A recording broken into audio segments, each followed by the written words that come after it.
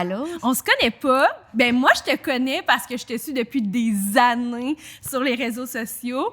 J'aime beaucoup ce que tu dégages, ce que tu apprends, ce que tu démontres aussi aux autres par tes apprentissages que tu as eu aussi dans les dernières années.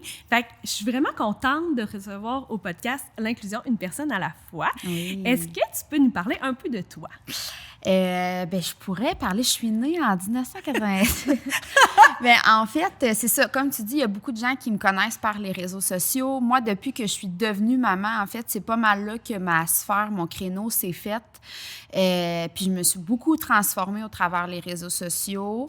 Fait qu'au départ, comme je te dis, c'était par rapport aux enfants, mais par la suite, c'était vraiment pour essayer de faire une différence. J'avais vraiment envie de faire une différence, de montrer mon quotidien, le quotidien qui est pas beige, pas du tout, qui est hyper coloré. Ouais. Puis on dit que des fois, la vie elle nous amène des choses sur notre chemin qui fait que ça va comme un peu dans notre mission de vie qui est de faire la différence. Fait qu'on m'a apporté sur ma route un enfant différent. Puis moi, je navigue au travers de tout ça. C'est pas des choses qui sont faciles, mais je pense que justement, au départ, je voulais pas rentrer dans cette allée-là parce que j'avais pas envie de devenir la référence. Puis je me sentais un peu imposteur de l'être. Ouais. Mais après ça, je me suis dit, mais il y a tellement de gens qu'au final, ils veulent juste comme savoir qu'il y a quelqu'un d'autre aussi qui vit la même chose ou une chose qui est sensiblement pareille parce qu'on s'entend qu'un enfant différent, c'est différent d'un autre enfant différent, c'est différent d'autres choses, mais je pense qu'on peut se rejoindre comme communauté quand même au travers de tout ça. Fait que j'essaie le plus possible de démontrer des facettes de ma fille là-dedans, de faire de la différence à plus grande échelle parce que j'ai la chance au fil des années d'avoir grossi une grande communauté au travers de ça. Oui. Fait que ça, j'en suis vraiment fière, puis on ne sait pas ce que l'avenir nous réserve non plus. Exact. Fait que c'est pas mal ça. Sinon, autre que cette sphère-là de ma vie, je pense que je suis une femme, je suis une humaine, qui arrive avec un gros bagage, qui essaie de changer ça, de transformer ça au travers les années. Puis encore une fois, je le partage. Puis je pense que c'est ce qui fait la différence auprès de d'autres personnes aussi, là, de comment je me sens.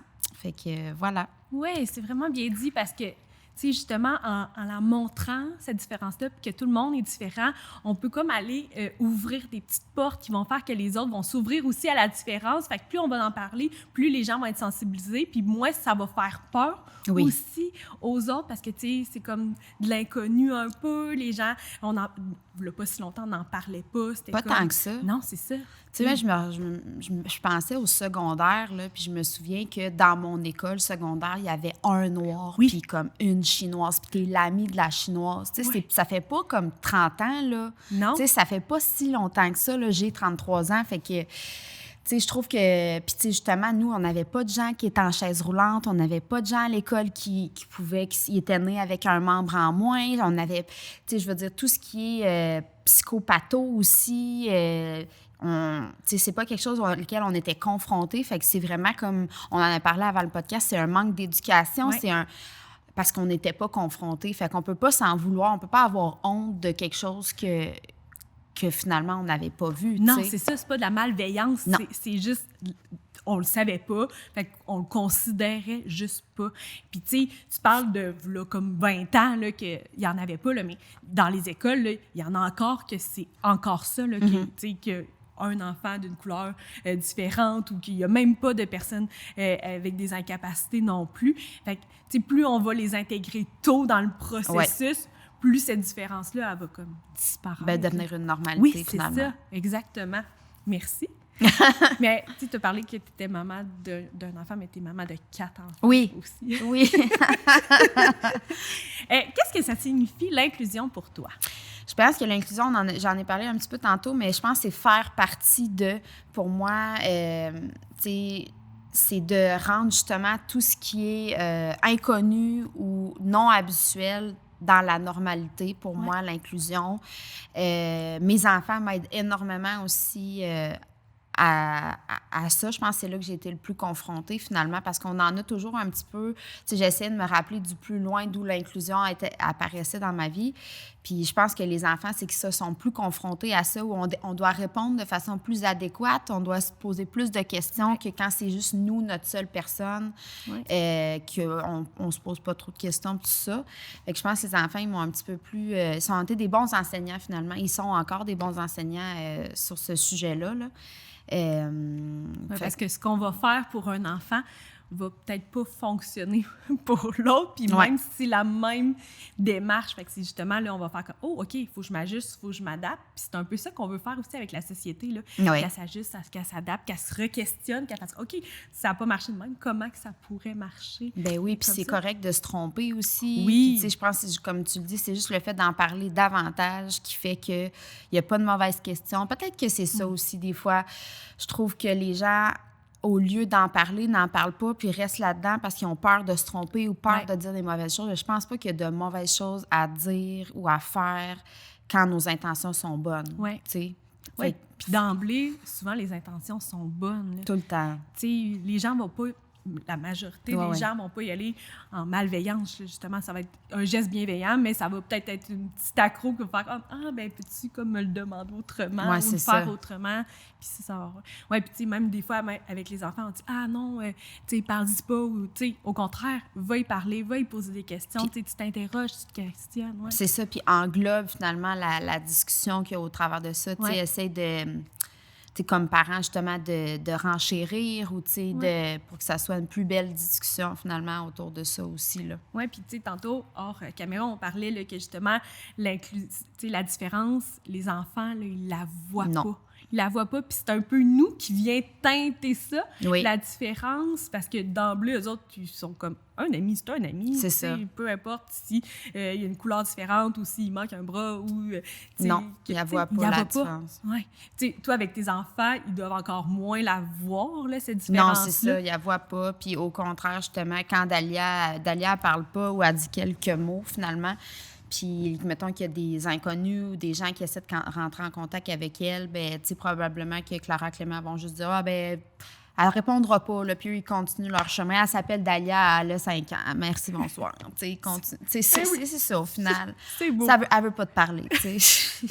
Ah, OK, tu sais. Fait que c'est pas plus compliqué que ça pour eux autres non plus. Même chose, s'il y avait un ami qui manquait un œil, tu sais, ben il y a un autre œil, tu sais, ça continue la vie. Ou il voit, il lit d'une autre façon, tu sais, c'est simple pour eux, tu sais, fait qu'il faut s'inspirer de ça aussi, là. Vraiment, puis ça va faire que ça va devenir, tu sais, des humains encore plus inclusifs, tu sais, parce que les autres, ils vont avoir baigné dedans, puis pour eux autres, ça va être normal, tu sais, ce qu'on souhaite, eux autres, ils baignent déjà dedans, fait que c'est pour eux déjà normal. Ben oui, ils sont purs, puis c'est nous, en fait, qui va venir comme un peu, comme on l'a dit, tu sais, dire « Ah, ben ça, c'est pas normal », tu sais. Fait que c'est comme à nous à changer. Parle pas. Ouais, c'est comme notre discours qu'on devrait changer un peu, parce qu'au final, c'est pas ça qu'on veut créer, tu sais, la normalité puis de la différence, mais on a tendance à le faire malgré nous, des fois. Ouais. Bien, c'est par les préjugés, les biens conscients, comment on est élevé, qui vient comme un peu teinter ça. Puis c'est pour ça que c'est important comme de se re-questionner. Faire comme, ah, bien, j'ai toujours pensé ça, mais est-ce que c'est la bonne manière de penser? Puis avec les enfants, c'est ça qui nous permet aussi de faire comme, ah, peut-être que c'était... Ma façon de penser n'est pas la meilleure. C'était pas la meilleure. Non. Tu l'as un peu nommé, là, que c'était à partir de là des enfants que l'inclusion est apparue dans ta vie. Mais est-ce que, même avant les enfants, est-ce que tu étais sensibilisée à ça ou pas pantoute? Je pense que je l'étais, mais j'étais voilée. OK. Dans le sens qu'on en voit des différences, on en croise dès notre jeune âge, mais je pense qu'on décide volontairement de les voiler ou on décide de pas les affronter, mais en parler finalement. Mm-hmm. Puis je pense que tant que j'ai pas eu des enfants, ça faisait partie de... mais pas plus que ça. C'est comme, je sais que ça existe. Il existe. Mais ça me touche pas, donc... Bien, je pense aussi que j'avais un certain inconfort, puis au lieu de travailler cet inconfort-là, je faisais du voilage, tu sais, comme vraiment du voilage. Fait que... puis je pense pas que c'est quelque chose de mauvais. Non. Je pense que c'est une façon comme d'un peu de se protéger, tu sais, ou... tu sais, justement, face à l'inconnu, bien, je me disais peut-être... En tout cas, de ce que je me souviens, je sais qu'elle était présente, mais je ne m'y questionnais pas plus que ça. Tu sais, je sais qu'au secondaire, nous, par exemple, nos professeurs J'étais allée à une école privée, moi, puis au séminaire Sainte-Marie, puis il y avait comme tendance à faire des équipes déjà avec des gens qui avaient comme certaines différences où on devait puiser, mettons, les forces de chacun. Ah, wow! Ça, je me souviens de ça, que je travaillais souvent avec un jeune garçon qui, physiquement, il était très amaigri, tu sais, probablement qu'il avait un handicap physique. Ouais.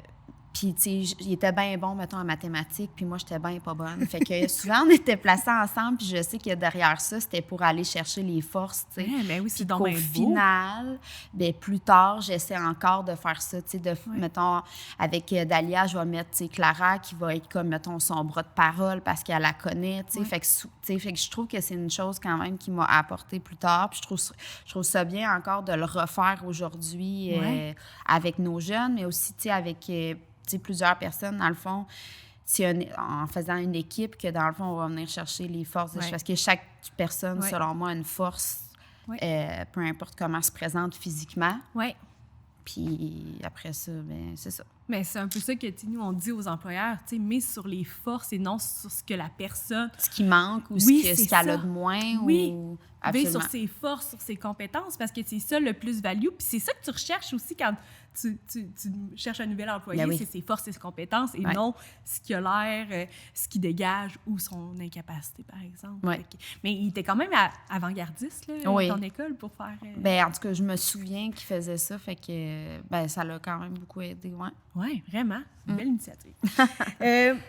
Depuis que l'inclusion est rentrée dans ta vie, est-ce que tu vois qu'elle a évolué au fil du temps? Oui, absolument. Oui? Comment? Oui, absolument. C'est sûr que juste le fait d'expliquer, réexpliquer, tu sais, transformer... mon histoire ne se transforme pas, mais dans le sens que je vois où les gens peut-être comprennent moins bien, où ça vaut la peine d'expliquer davantage, de trouver d'autres mots, d'autres façons. Fait que je trouve que l'inclusion a évolué. Je veux en parler davantage aussi. Je me sens plus outillée, je me sens plus prête à le faire aussi. Puis c'est pas quelque chose qui est compliqué pour moi non plus. Fait que c'est sûr que ma relation aussi avec l'inclusion a changé. Je vois plus des gens aussi qui ont de l'inclusion. En fait, au lieu de me voiler la face, souvent, je souris à ces gens-là aussi. Je demande s'ils ont besoin d'aide. Je leur dis... Tu sais, fait que c'est juste comme de changer ma vision au travers des années que je trouve qu'il a changé puis qui va changer encore, là, finalement. Ouais. Puis toi, tu le vis d'une autre manière aussi en étant la maman de Dalia. Est-ce que tu vois que les gens ont évolué face à l'inclusion, face à la différence aussi? Mes amis proches, absolument. Ouais. Oui, sont touchés par les causes aussi. Tu sais, on s'intéresse beaucoup justement à faire connaître ça, que ce soit par des fondations, mais aussi s'associer comme entreprise à des fondations qui ont de l'inclusion. Moi, en tout cas, je trouve qu'il y a vraiment une belle différence qui s'est faite. Puis probablement aussi avec les gens qui nous suivent sur les réseaux sociaux. C'est juste que j'ai moins d'impact... concret. Moins réel. Il y a moins de gens peut-être qui m'en parlent, mais je sais quand même que ça fait son chemin, là. Oui, parce que tu as fait des belles démarches. Oui. Je pense à la Fondation Martin Matt. Je pense que vous aviez couru, hein? Oui, pour la Fondation Véro et Louis. Ah, Véro et Louis. Oui, excuse-moi.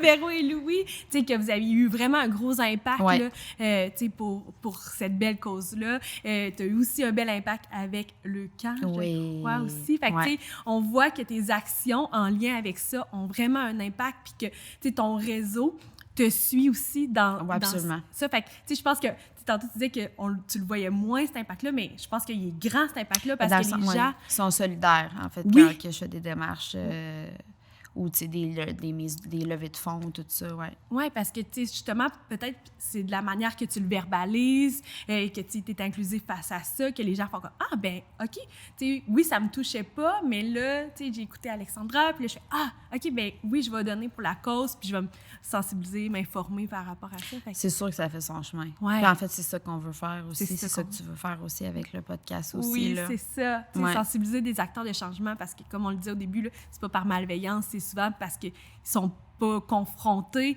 ou ils en connaissent pas, ou qu'ils n'ont pas côtoyé. Puis tu te tourner vers qui, tu sais, aussi. Tu sais, quand t'en as dans ta vie actuelle, tu n'as pas de gens qui vivent avec la différence ou c'est plus difficile. Fait que de savoir qu'il y a des gens de référence un peu pour être cette voie-là, ça aide. Oui, puis, tu sais, juste dans le podcast avec la personne d'avant, avec Gilles, il disait, mais c'est 100% de la population qui va être touchée un jour ou l'autre par une situation de handicap. Donc, que des gens n'aillent pas dans leur vie, c'est quand même surprenant parce que, tu sais, on a soit une personne âgée dans notre réseau ou quelqu'un qui vit une problématique de santé mentale ou autre. Là. C'est que finalement, peut-être qu'on la voit juste pas, cette incapacité-là, puis tant mieux, tu sais, si ça fonctionne bien. Des fois, je me demande si les gens sont comme pas prêts.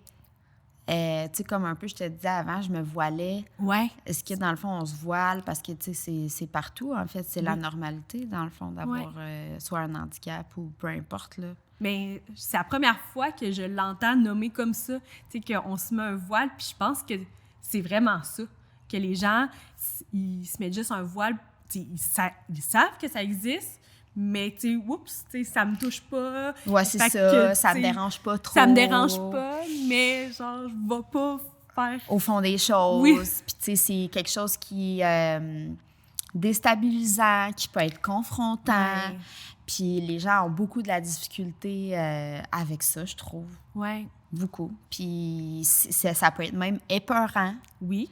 C'est correct. Ben c'est ça. En fait, la première étape, c'est de dire, ben c'est correct que j'ai peur de certaines personnes. C'est correct que je sache pas comment réagir, que je préfère ne pas réagir que de réagir, selon moi, pas de la bonne façon. Ouais. Mais dans ce temps-là, il n'y a pas de changement, il n'y a pas d'évolution. Parce que si tu restes derrière ce voile-là, ben tu fais rien de concret, pour toi. Oui.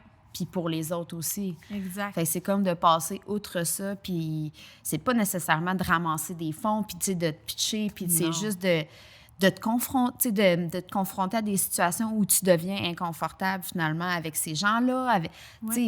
Je veux dire, c'est sûr que tu vas dans un centre d'achat ou tu vas à quelque part, tu vas trouver quelqu'un qui est différent. Bien, arrête-toi, parle-y, demande-y comment ça va, deviens inconfortable, mais en étant toujours inconfortable, tu vas finir par être confortable là-dedans. Puis, c'est ça qu'on dit souvent, l'inclusion, là, c'est un pas à la fois. Mais c'est une personne à la fois. Tu peux pas dire du jour au lendemain « Ah, je suis super inclusive ». Ben non, c'est un pas que tu vas faire un à la fois. Puis ça se peut, comme tu l'as dit, qu'il y a des personnes que je sois moins à l'aise ou des incapacités que je sois moins à l'aise. Mais c'est justement, est-ce que je peux aller me renseigner? Pourquoi ça me rend mal à l'aise? En quoi ça me confronte? Puis comment que je peux passer outre ça? Puis faire comme « Ah, mais je vais aller vers ce qui me fait peur. Puis je vais ouvrir justement là, vers plus oui, c'est ça. Puis je pense en arrière de ça, c'est vraiment parce que je pense qu'on a peur de ne pas réagir de la bonne façon. Ouais. Si, exemple, on est avec quelqu'un qui a un handicap mental puis qui, mettons, parle pas bien ou qu'on comprend pas bien, bien là, on a peur de, tu sais, pas répondre peut-être à ses besoins. Tu sais, je pense qu'à l'arrière de ça, c'est vraiment des peurs qui sont comme infondées, finalement, mais qu'on reste dans ces peurs infondées-là puis qu'on n'avance pas, tu sais. Oui, tu as bien raison. C'est très intéressant. Comment que ça se met en œuvre, l'inclusion? Tu l'as un peu nommé, là, dans ta vie professionnelle puis personnelle. Je pense que tu as beaucoup évolué dans les dernières années aussi. Tu as fait plein d'apprentissages qui t'ont permis d'être encore plus inclusif. Comment que là, ça se manifeste? Je te dirais que dans ma vie professionnelle, je pense que ça va être j'essaie de plus en plus m'associer à des causes aussi qui sont inclusives pour, comme un peu, je te dis, me mettre dans le bain, comprendre mieux, puis être plus confrontée tout le temps, comprendre plus de réalités, avoir plein d'opinions différentes. Puis je pense que, justement, l'inclusion, il y a plein de choses que je suis pas au courant.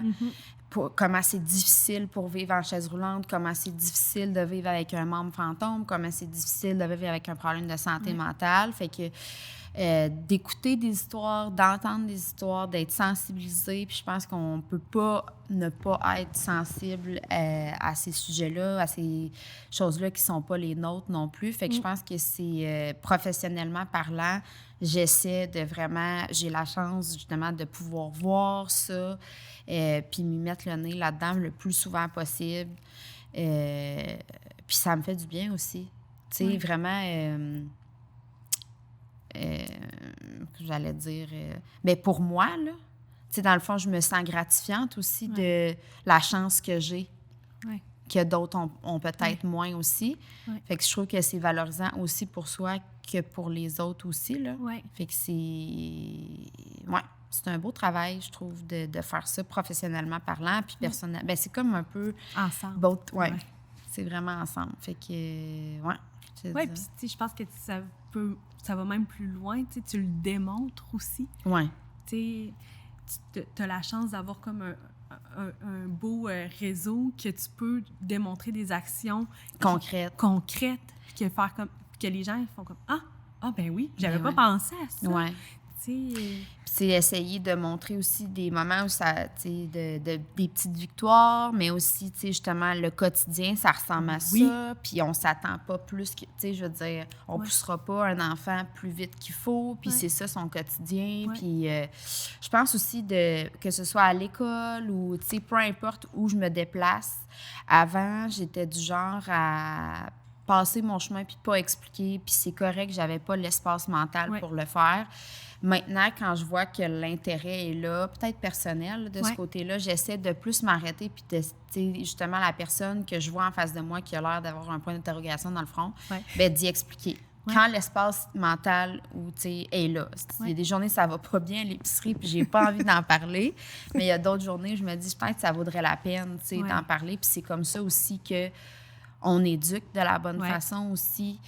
Fait que ça, j'essaie le plus possible de le faire, comme je te dis, quand c'est possible pour moi de le faire, parce que c'est sûr que si tu n'as pas un environnement qui est sécuritaire ou que tu n'as pas l'espace de le faire, fais-le pas, puis c'est correct aussi. Là. Oui, c'est ça, faut se respecter là-dedans, faut respecter nos limites, faut respecter les limites des autres aussi face à ça. Tu sais, ça se peut qu'on ait un ami qui les foule puis comprend super bien notre réalité, mais que l'autre est vraiment pas encore à l'aise avec tout ça, mais faut justement lui laisser le temps, l'espace, tu sais, comme tantôt on disait, là, un pas à la fois. Là, quand les gens démontrent de l'intérêt, bien, moi, je trouve ça bon que les gens démontrent un intérêt. Ça veut dire que, oups, il y a une petite ouverture là, qui est en train de se faire pour faire, OK, bon, mais j'ai peut-être une peur, mais je vais lui demander, voir, comment elle vit ça. Je me rappelle, à un moment donné, dans une de tes stories, tu utilisais un jouet, justement, là. Puis là, tout le monde, finalement, t'avais parlé de ce jouet-là, puis c'était un jouet pour Dahlia, mais que, finalement, ça te faisait du bien, puis que, finalement, il y a plein de monde. Les objets sensoriels, puis tout ça, là, c'est pour tout le monde, puis ça fait des miracles pour tout le monde aussi. Oui, c'est ça, mais c'est juste ça. C'est un exemple super simple, mais que les gens ont fait comme ben oui, dans le fond, je peux l'utiliser moi aussi, puis ça va me faire du bien, puis genre, ça va avoir le même effet calmant de bien-être que sur une autre personne. Là. Absolument. Tu sais, ça, c'est un petit geste super simple qui démontre... Banal. Mais qui peut avoir quand même un grand impact. Puis, on l'a vu, je pense que presque tu as dû partager. Ça n'a pas de bon sens. Qu'est-ce que tu avais utilisé? C'était comme une espèce de pâte à modeler. Ça s'appelle la potée, là. Puis il y a différentes résistances, finalement, à ça. Fait que de jouer avec ça, c'est comme vraiment apaisant. Là, j'étais là, mais moi, je fais ça tout le temps, tu sais, finalement. Ben oui, tu sais, c'était comme... Ça faisait partie de ton quotidien. Puis sûrement que tu pensais pas que les gens allaient autant, ben peut-être dans ton live, mais que autant de monde allait se questionner par rapport à ça. Ben oui, absolument. Puis tu sais, même aussi, ça me fait penser, là, on parle de potée, mais j'en ai parlé à un moment donné, il y a une boutique ici à Trois-Rivières pour les jouets d'enfants qui est l'Entrejeu, qui a une section sur le site web pour les enfants avec des besoins différents. Puis ça, je trouve ça extraordinaire parce que c'est difficile des fois quand tu navigues là-dedans dans les premiers mois, ils n'ont pas d'intérêt pour rien. Bien, moi, la mienne, elle n'avait pas d'intérêt pour rien. Puis, tu sais, l'école arrive à un moment donné. Comment l'outiller, comment l'aider. Fait que c'est bien d'avoir ces espaces-là. Moi, c'est l'espace de jeu que j'ai trouvé. Il n'y en a pas tant que ça. Il manque des ressources par rapport à ça ou je ne les ai pas trouvées encore.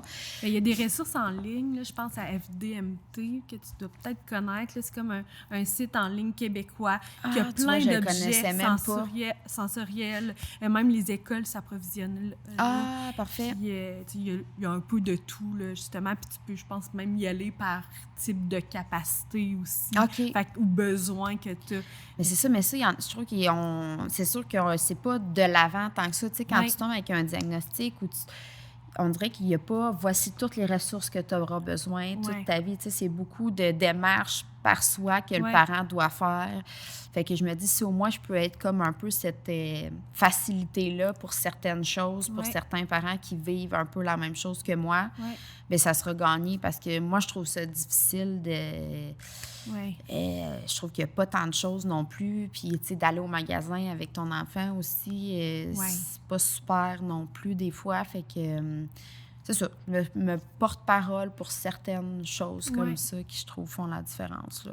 Oui, puis tu sais, même dans les salles de classe, là, tu sais, moi, mes enfants vont à l'école alternative, là, fait qu'ils en ont plein d'outils de même qui sont à leur portée, qu'ils peuvent utiliser, que ce soit le gommage, mais ça peut être le bassillant, puis tout ça. Fait que, tu sais, même dans les écoles régulières, on devrait aussi avoir cette approche-là de, OK, bien, cet enfant-là peut-être a besoin d'un casque d'écoute pour le moment parce qu'il y a trop de stimuli dans la classe. Bon, on va y offrir, il est à disposition de tous. Fait que, tu sais, même l'enfant qui n'en aurait pas besoin, mais que le ressent, bien, il peut l'utiliser. Là. Ben oui, puis c'est quelque chose de normal aussi. Oui, c'est ça. C'est pas...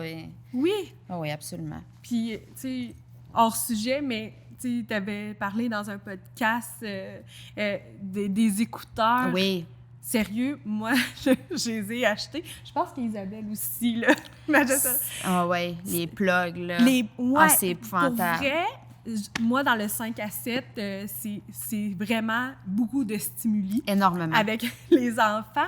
Puis depuis que j'ai acheté ça, oh mon Dieu, on dirait que mon stress a tellement baissé. Ah oui, on entend tout, c'est juste à... Ça vient diminuer. À faible fréquence. Oui, puis ça fait du bien. Oui. Puis tu sais...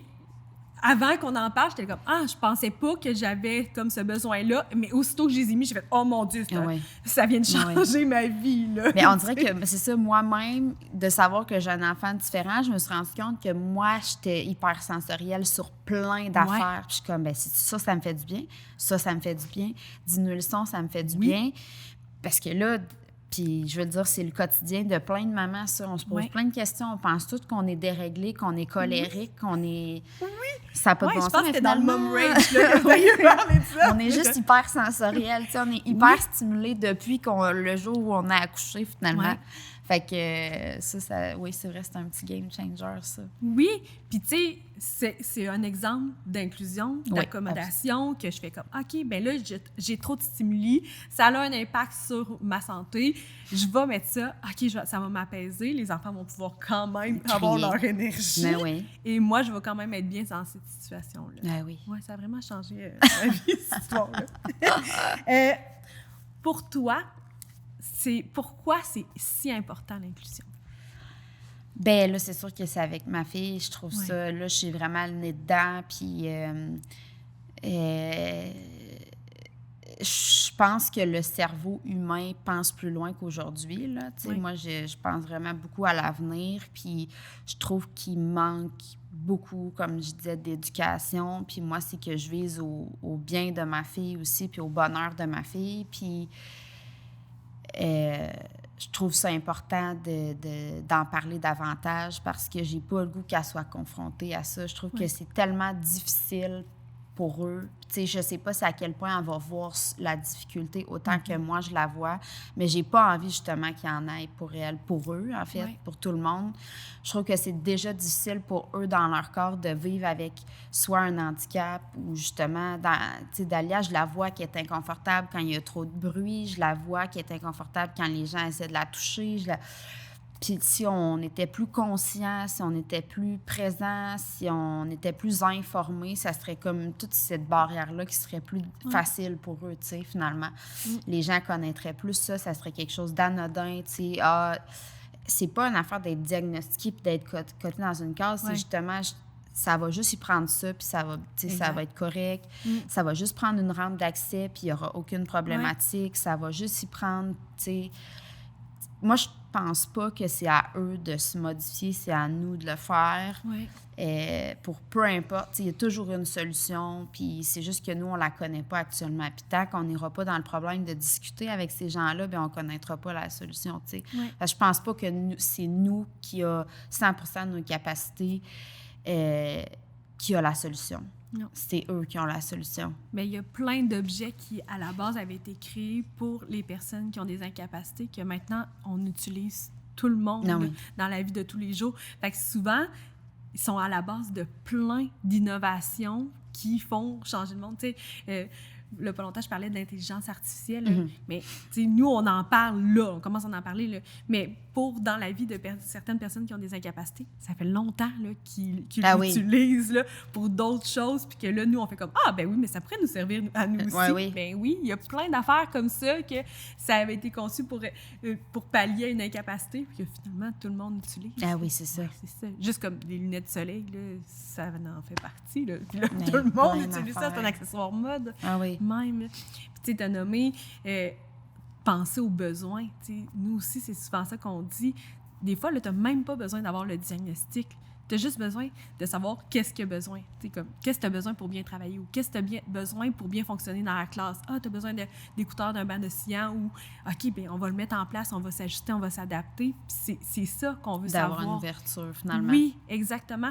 Parce que, tu sais, on peut pas mettre tout le monde dans la même case. Là. Non. Il y a tout le temps, il va toujours avoir du monde qui vont sortir de cette case-là. Puis c'est ça qu'on veut, que les gens sortent, qu'on enlève cette case-là, puis qu'on fasse que, OK, cet enfant-là a ce besoin-là, ou cet adulte-là, n'importe qui, a ce besoin-là, bien, on va s'ajuster, puis peut-être que les autres vont faire, ah, bien, moi aussi, je l'utilise. J'ai une amie qui a dit récemment, on essaie tous de nous mettre dans une case, mais on est dans une case carrée, mais on est des étoiles, tu sais. Fait que ça ne fit pas. Mais non. On est toutes là pour briller, on est toutes bons à quelque chose, tu sais, peu importe. Fait qu'on arrêtez d'essayer de nous rentrer dans un carré, arrêtez d'essayer de les rentrer dans un carré. Exact. Tu sais, arrêtez de penser que ces gens-là dérangent. Tu sais, ces gens-là sont pour une raison, puis tu sais, exploitons-la, cette raison-là. Oui, mais moi, je dis tout le temps à mes enfants que leur différence, c'est leur super-pouvoir. Ben oui. Que peut-être qu'à ce moment-ci, dans leur vie, ils s'en rendent pas compte, puis que c'est dur, mais que plus tard, c'est ça qui va les faire briller, cette belle différence-là. Parce que justement, si tout le monde était tout pareil, il n'y en aurait pas d'évolution là, dans le monde. Là, non. On resterait stagné. Non, c'est plate, le monde beige. Oui, c'est ça. On met de la couleur. Pour finir, quel souhait aurais-tu pour l'inclusion? Bien, je pense que c'est plus d'ouverture. Ouais. Vraiment plus d'ouverture. Puis, comme j'ai dit, c'est correct de ne pas connaître, c'est correct de ne pas comprendre, c'est correct de ne pas savoir comment réagir. Fais juste comme écouter, en fait. Fais juste faire preuve d'ouverture si, pour toi, de faire des recherches ou d'entrer en contact, c'est encore trop difficile. Juste d'être ouverte et ouvert à la différence, à l'inclusion. Puis moi, je suis certaine que juste en ayant cette ouverture-là, il y a des choses qui vont se présenter à toi, qui vont faire que tu vas avoir plus d'éducation, que tu vas mieux comprendre, que tu vas vouloir plus t'investir, que tu vas vouloir plus inclure aussi des gens qui vivent avec la différence. Fait que c'est de l'ouverture, finalement. C'est très bien dit. Oui. Merci beaucoup pour ce bel échange. Ouais, ça fait plaisir.